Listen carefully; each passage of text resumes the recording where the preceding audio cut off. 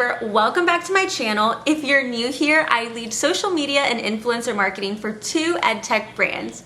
As so many teachers are continuing to navigate distance learning with Nearpod, I noticed a ton of questions pop up about Nearpod and Google Slides. So I decided that this week's upload would be dedicated to answering all of the commonly asked questions about how to create a Nearpod lesson in Google Slides as a free silver user.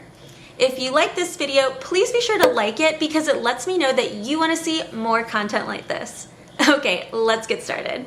Before I walk you through how to do this, I'm going to explain why we're having this video.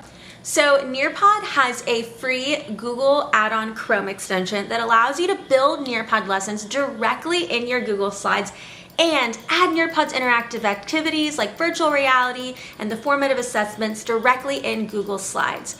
Now, the caveat there is this add-on is available for those with a Nearpod Gold, Platinum, School, and District licenses, which are paid accounts. Now, this doesn't mean that as a free silver user, you can't build your lessons in Google Slides. So what I'm gonna do in 4 easy steps is show you how to do that. Step 1, get organized on how you want to lay out your content so then you can easily retrieve it later and then create a lesson in Google Slides like you normally would. I know that sounds so silly, but you need to get organized so then you know exactly how you want to retrieve that content. So are you going to dump all of the Google Slides into one single Google Drive folder, or are you going to separate them all by grade band? Once you're organized, it's time to start creating your lesson. My pro tip is that you need to create your lesson in a ratio 4:3 because that's the standard size for Nearpod lessons. So make sure you change that. Create your lesson like you normally would, and on the screen right here, I'm showing you my sample lesson example, and then we're gonna push it off into Nearpod.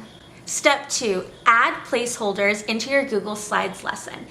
The caveat here is that without the Google Slides Chrome extension, you can't add those interactive activities directly in your Google Slides like I shared.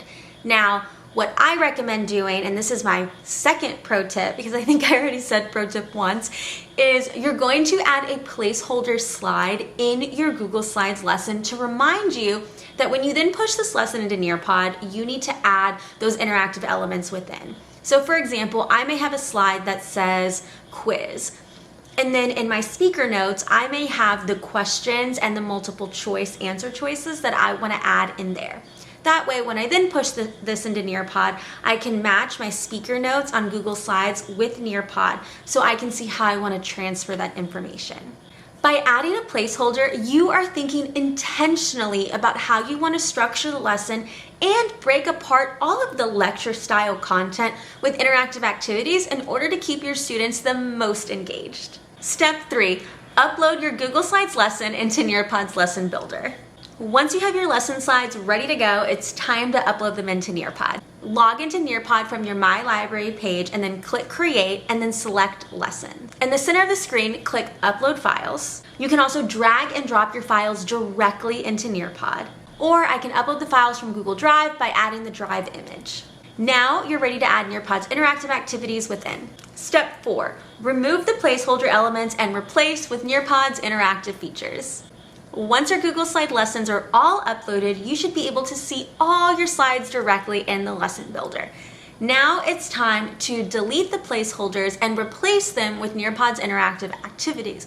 And remember, you reminded yourself in Google Slides what they should be, what they should stay, so now you're just transferring the information. Don't forget to delete the placeholder slide when you're done because it's no longer needed for you or your students. Now that you've uploaded, here's how to add the interactive elements. Select Add Slide, choose from a variety of content and question options, add the interactive element and move to the placeholder, and then delete the placeholder.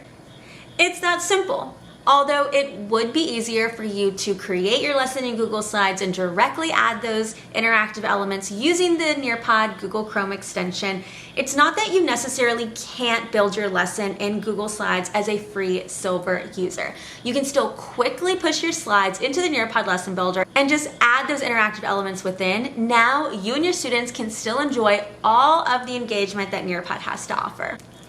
Thanks so much for watching. It means a ton.